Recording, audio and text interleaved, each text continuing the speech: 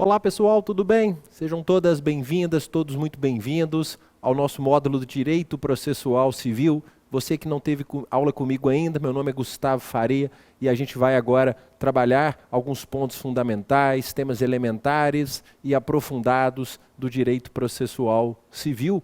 Nesse nosso módulo, a gente tem agora aí uma longa jornada de trabalho acerca dessa parte introdutória do direito processual civil, que na verdade é uma disciplina padrão para todos os demais processos, que é a TGP.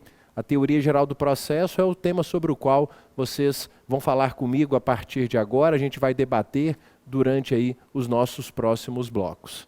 De toda forma, vocês têm um material, e eu queria apresentá-lo, ele já está à sua disposição, o material de slides que vai nos ajudar aqui a seguir nessa caminhada, com o primeiro slide aqui, apenas com essas informações introdutórias, minha rede social aqui, que é meu Instagram, nossa disciplina, sobre a qual começaremos a falar.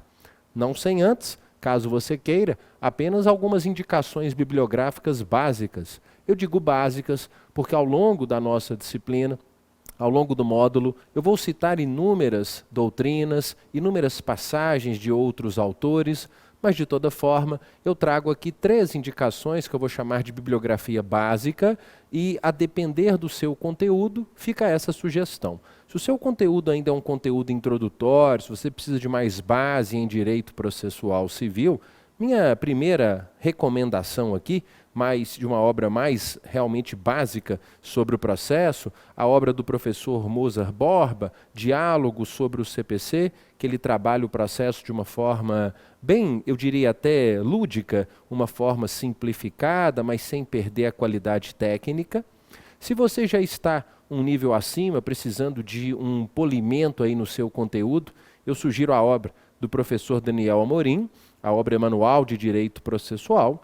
E para um terceiro estágio, se você já está assim, apenas naquela fase de arredondamento, apenas naquela fase de ajustes finos, a obra do professor Fred Didier, o seu curso completo de Direito Processual, aí composto por 4 volumes. Eu vou dizer 4 porque um dos volumes, o 5º, ele seria a parte de processo coletivo com a qual a gente não vai trabalhar. A gente vai falar apenas do processo individual, o processo do Código de Processo Civil.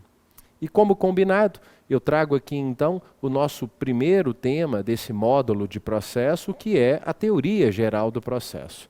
Então temos muito o que discutir sobre essa parte tão fundamental, tão basilar do estudo do direito processual, um tema cuja importância, tenho certeza, dispensa apresentações, embora muitas vezes seja negligenciado pelos estudantes, o que acaba gerando confusões conceituais que acabam sendo muito exploradas nas provas, misturando, por exemplo, princípios da jurisdição com princípios do processo, misturando condições da ação com elementos da ação, fazendo confusões entre condições da ação e pressupostos processuais, entre tantas outras. E é por isso, então, que para a gente construir um estoque teórico base fundamental para os próximos passos no estudo do processo, é que a gente precisa passar pela teoria geral, que eu vou sumarizar aqui para o nosso módulo e seguir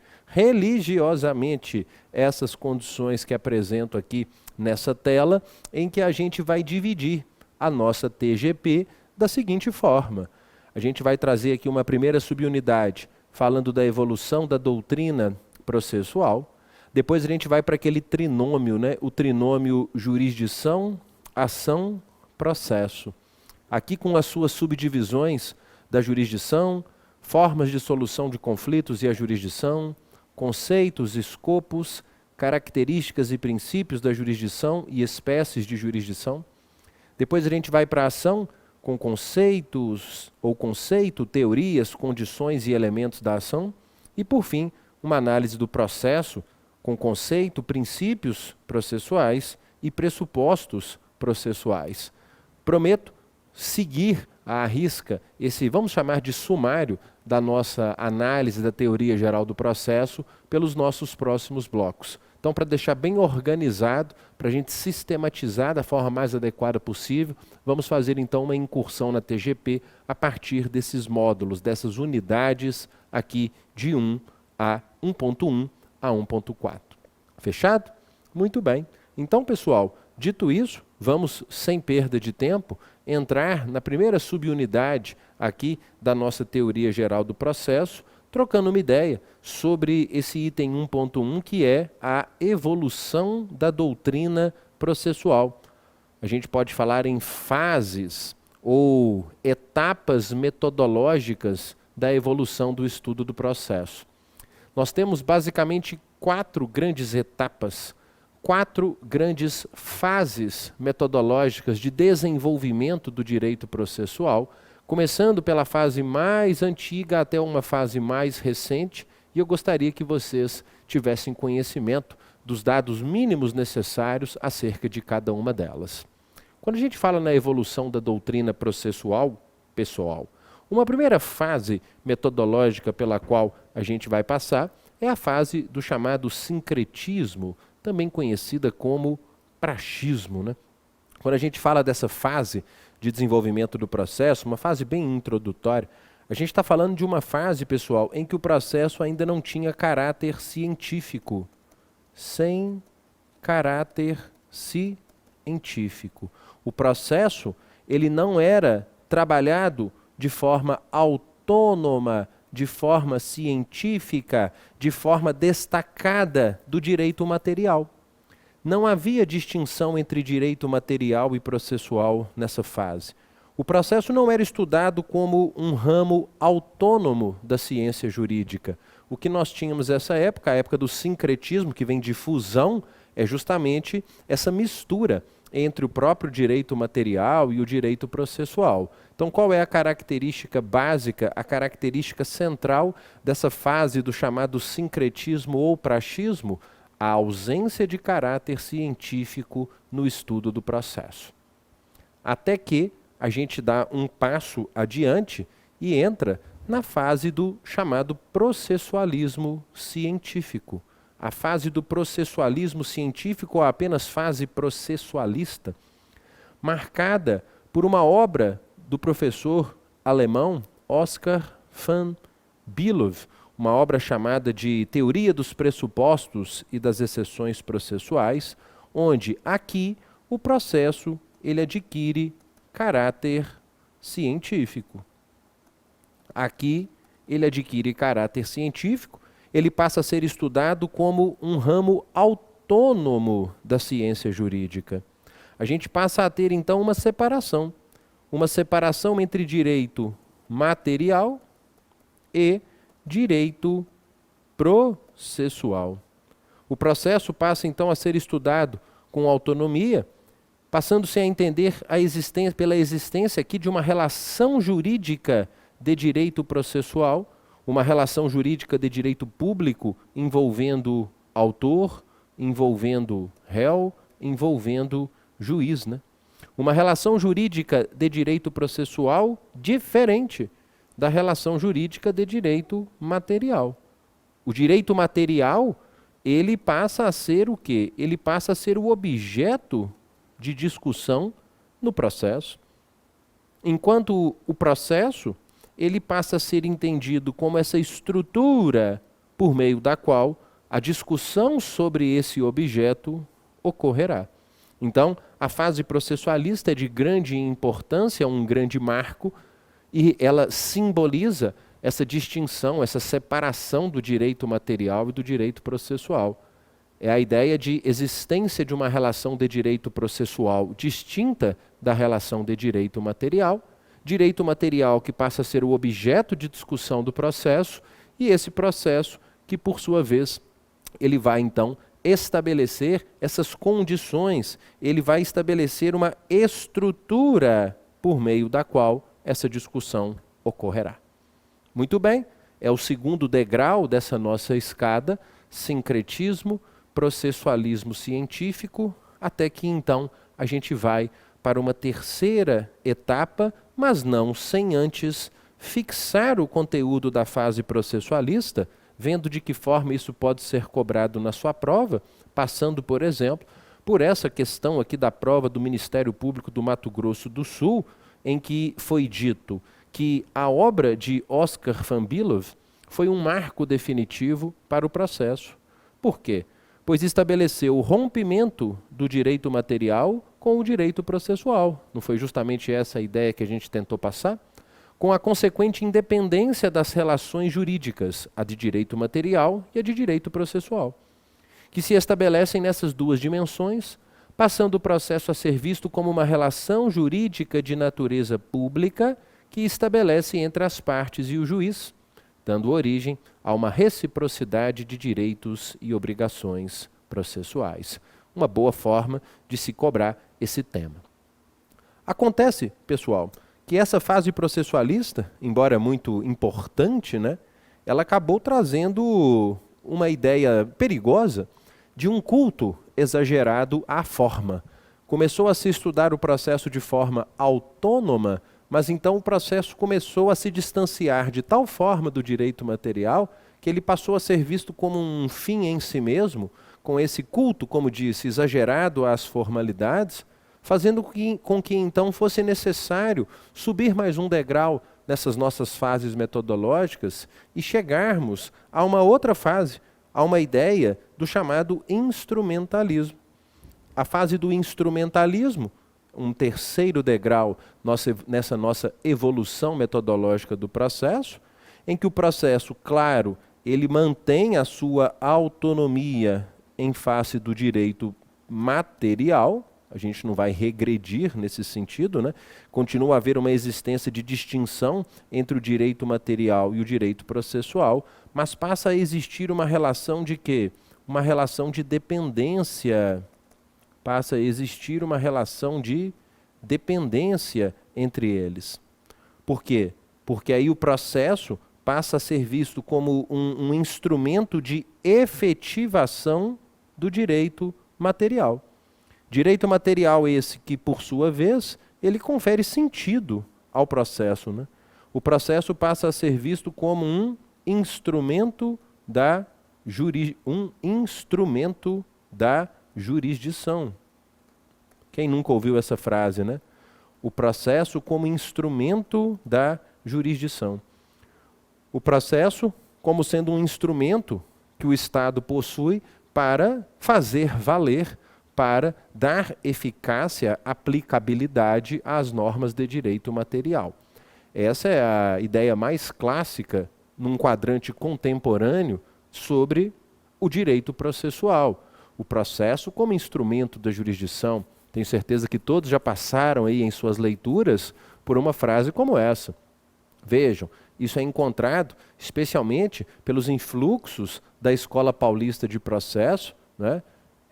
Especialmente a partir do Código de 73, o Código de Liebman, como é conhecido, que ficou então marcado por essa ideia ainda tão difundida de que o processo ele é um instrumento do direito material, um instrumento da jurisdição para a aplicação do direito material. Você encontra muito isso ainda hoje em passagens doutrinárias e até mesmo na atual jurisprudência, como aqui, por exemplo, nesse julgado do informativo 673 do STJ, em que ele destaca que o direito processual é, a um só tempo, um ramo jurídico autônomo, sim, isso desde a fase processualista, mas também um instrumento específico de atuação a serviço do direito material. Haja vista que seus institutos básicos são concebidos e se justificam para garantir a efetividade do direito substancial ou material na hipótese de uma determinada controvérsia ser levada a juízo. Então é essa a ideia de uma relação de dependência, né?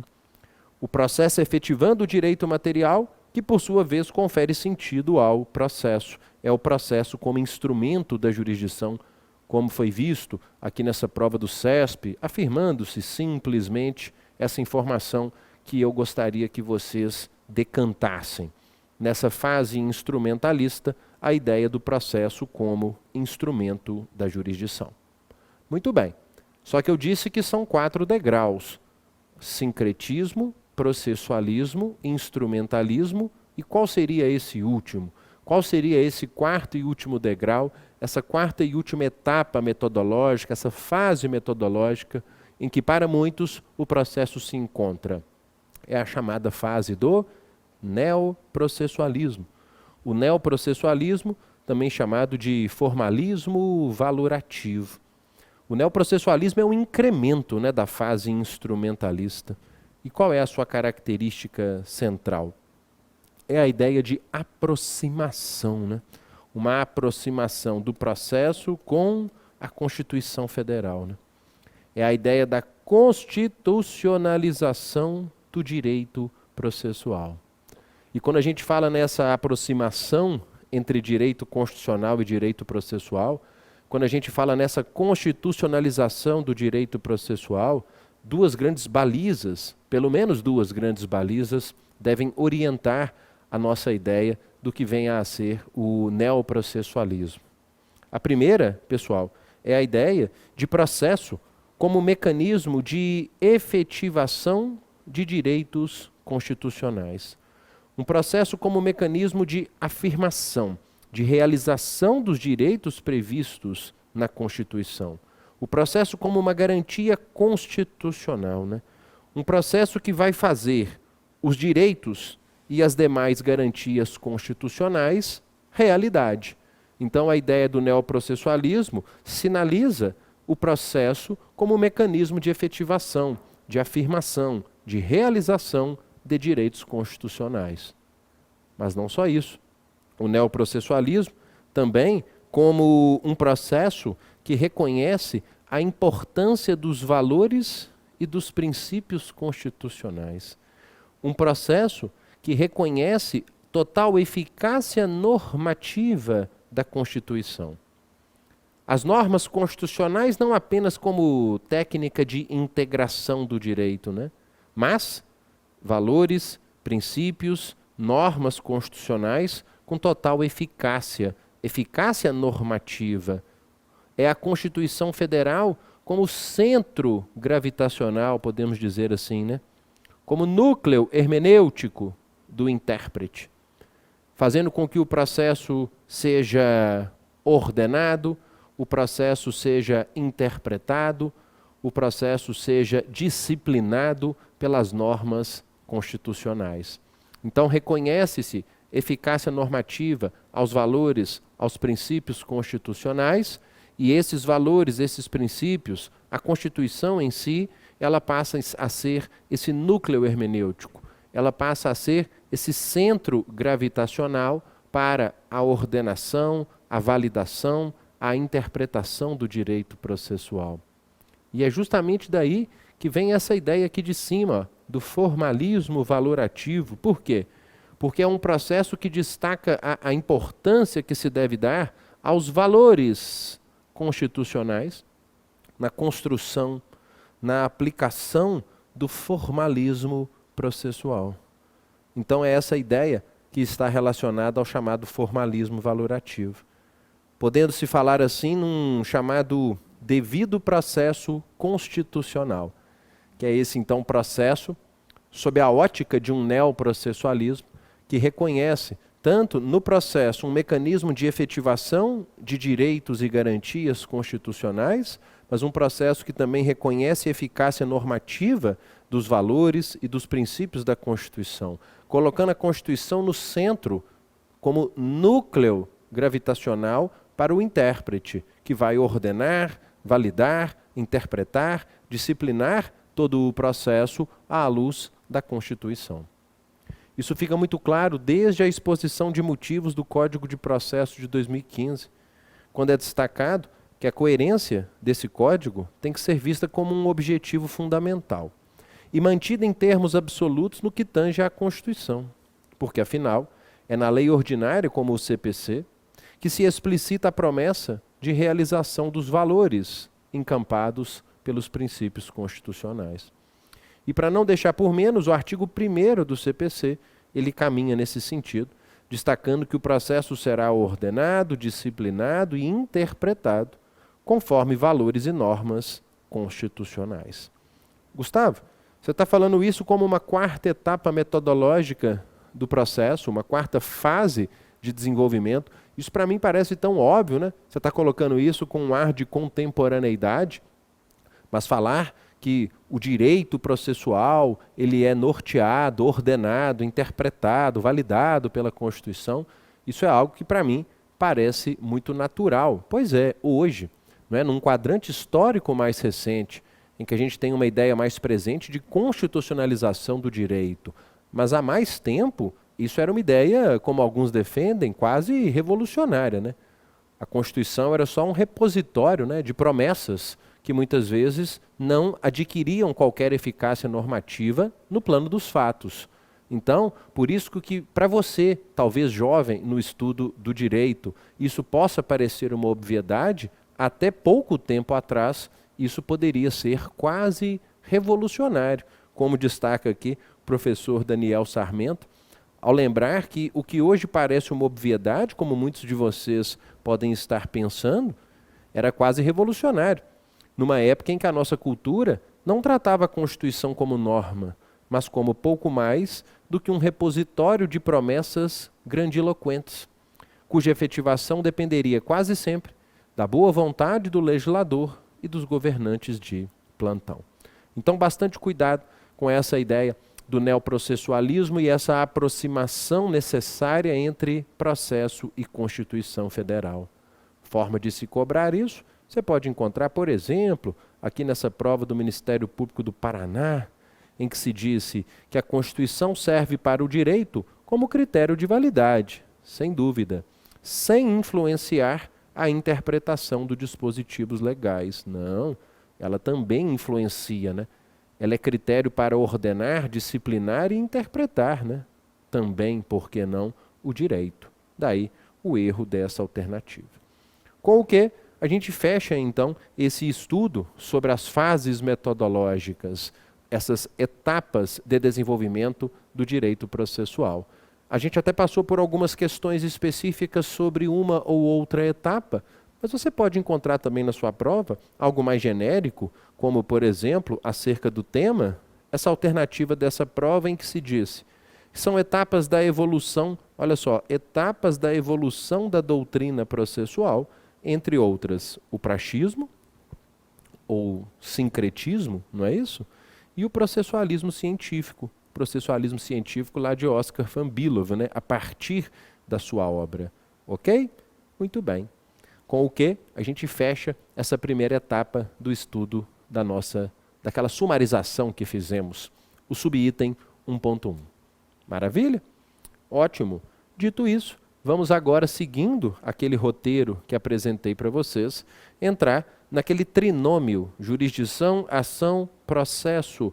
Então, começando aqui nesse trinômio, pelo estudo da jurisdição, passando pelo item das formas de solução de conflitos e a jurisdição, conceito, escopos, características e princípios da jurisdição e as espécies de jurisdição. Vamos nessa? Com esse primeiro subitem, 1.2.1. Vamos lá. Formas de solução de conflitos e a jurisdição. Veja bem, pessoal, tradicionalmente, quando se pensa em mecanismos de solução de conflitos, eu sei que vem em mente, de forma mais imediata, né, a via da chamada jurisdição pública, né? Essa forma heterocompositiva, essa forma adjudicatória do caso pelos órgãos do Poder Judiciário, tão conhecida por todos, né? Todavia, pessoal, é considerada a clara incapacidade do Poder Judiciário de lidar e resolver essa gama cada vez maior de conflitos que lhe é submetida, essa gama de conflitos, e também considerando a necessidade de se analisar as particularidades de cada caso concreto, tem se entendido pela necessidade de se pensar a solução de conflitos pela ótica de algo mais amplo, pela ótica daquilo que alguns chamam de microsistema de métodos adequados de solução de conflitos. Microsistema esse, pessoal, que vai colocar à disposição das partes, dos litigantes, outras formas, outras vias de se tratar, de se resolver o conflito, que não necessariamente a via da jurisdição pública, né? E essas outras formas devem ser colocadas à disposição das partes, pessoal, analisando-se diante das circunstâncias fáticas, de cada caso, qual é a porta, qual é a via mais adequada para a solução daquele conflito. E, atenção, a esse cenário de inúmeras vias, de inúmeras portas disponíveis para a solução de conflitos, tem se dado o nome de justiça multiportas, ou teoria do sistema de múltiplas portas, em que cada uma dessas portas, dessas vias de solução de conflitos, pode ser a mais adequada para cada hipótese concreta. A chamada justiça multiportas, pessoal, foi criada por um professor norte-americano, Frank Sanders, na década de 70, mais especificamente em 1976. E por essa teoria, a jurisdição estatal, essa jurisdição pública a que me referi lá em cima, ela não é a única e nem a principal opção das partes para colocarem fim ao litígio, né? Devendo-se levar em consideração outros métodos adequados à solução de cada conflito. Vejam, sobre essa ideia hoje tão explorada, que é a da justiça multiportas, até deixo aqui no seu material uma passagem doutrinária em que o professor Gustavo Nogueira destaca que em 1976, Frank Sanders, professor de Harvard, discutia a incapacidade, olha só, de o judiciário lidar de forma adequada e eficiente com todas as situações conflituosas que lhe eram submetidas. E reconhecendo essa incapacidade, o que ele defendeu?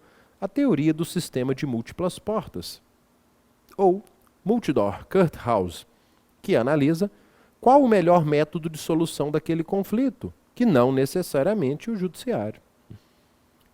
E quais seriam esses métodos, essas portas, né? Além da jurisdição, além dessa atividade heterocompositiva, essa atividade adjudicatória? Bom, a gente pode elencar na justiça multiportas quais seriam essas outras opções, essas outras vias, essas outras portas para a solução de conflitos que poderiam ser mais adequadas a depender das particularidades de cada caso. Como, por exemplo, a arbitragem. A arbitragem que aqui a gente coloca como jurisdição privada. Vou explicar por quê, né? A arbitragem, que é uma forma também heterocompositiva de resolução de conflitos, né? Em que as partes ali escolhem um terceiro de sua confiança a fim de se pôr fim, a fim de se solucionar determinado conflito. Pode parecer um pouco estranho colocar a arbitragem como uma porta adequada de solução de conflito, a depender da hipótese concreta, como jurisdição privada, né? Muito embora haja uma certa divergência doutrinária, tem se percebido que há uma sinalização da doutrina, e especialmente do STJ, para essa conclusão, de que a arbitragem, sobre a qual muitos já devem ter ouvido falar, ela é sim uma espécie de jurisdição. Não uma jurisdição estatal, mas uma jurisdição privada, que é uma dessas vias, uma dessas portas da chamada teoria do sistema de múltiplas portas. Sobre essa ideia de jurisdição privada, a propósito, deixo aqui no seu material, primeiro, uma passagem doutrinária do professor Didier, que lembra que pode-se afirmar que a arbitragem no Brasil é propriamente jurisdição, exercida por particulares, com autorização do Estado e como consequência do exercício do direito fundamental de autorregramento, a autonomia da vontade. Percebam que, nesse mesmo sentido, o Superior Tribunal de Justiça, de forma reiterada, também vem dizendo, como aqui nesse julgado da Corte Especial, publicado no informativo 605, destacando que a prerrogativa da imparcialidade do julgador é uma das garantias que resultam do devido processo legal e é aplicável à arbitragem, mercê de sua natureza jurisdicional. Então, por isso que gosto de destacar que, no âmbito da teoria do sistema de múltiplas portas, a arbitragem, que é uma dessas portas, ela é uma porta jurisdicional, Não jurisdicional pública, mas jurisdicional privada.